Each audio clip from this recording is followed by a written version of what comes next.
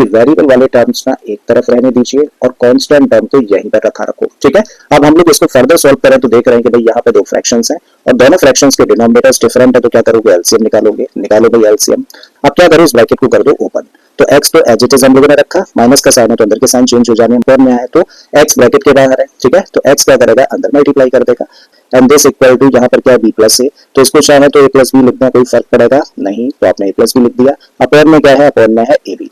अब इस साइड पे हम लोग आए तो x पॉजिटिव है और ये कैसा है, नेगेटिव है, तो भाई x से x हो गया कैंसिल। ठीक है, अब यहाँ पे क्या बचेगा, तभी पर माइनस का भी दो ही टर्म्स है और दोनों कैसे है, नेगेटिव है, तो आप ऐसा करो माइनस कॉमन ले लो।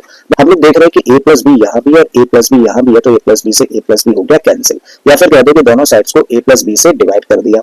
तो यहाँ पे क्या बचा 1 और यहाँ भी क्या बचा 1। अब क्या करो, क्रॉस मल्टीप्लाई कर दो। अब काम करिए इस फॉर्म पर। सबसे पहले ना तो ये वाला टर्म रख दो, सबसे पहले एक्स स्क्वायर लिख दिया, फिर इसको रखो, आपने ax लिख दिया, फिर इस टर्म को रखो, आपने bx रख दिया और इसको कर दो ट्रांसपोज। जब ट्रांसपोज करेंगे तो नेगेटिव टर्म था, ट्रांसपोज करेंगे तो पॉजिटिव हो जाना, यानी कि प्लस का a b, तब इक्वल के अंदर क्या बचेगा, कुछ नहीं का मतलब क्या हुआ, 0 हुआ। तो x कॉमन ले लिया तो बचा क्या, x, और इस टर्म में से क्या बचेगा, तब यहाँ से बचेगा a।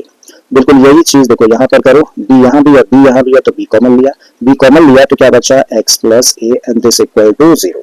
अगेन देखें तो एक टर्म ये है और एक टर्म ये है, दोनों जगह पर x प्लस a है। ठीक है, तो आपने x प्लस a ले लिया कॉमन, और जब x प्लस a को कॉमन लिया तो बचा क्या, तब बचेगा x plus b and this equal to 0। दो एक्सप्रेशंस का प्रोडक्ट 0 के बराबर है, तब आप कहेंगे या तो x प्लस a की वैल्यू 0 के बराबर है या फिर x प्लस b की वैल्यू 0 के बराबर है। अगर ये 0 के बराबर है तो x की वैल्यू कितनी आ गई, देखो इसको ट्रांसपोज कर दो, माइनस a निकल आएगा, और यहाँ से x की वैल्यू कितनी आ जाएगी, इसको ट्रांसपोज कर दें तो ये माइनस का b।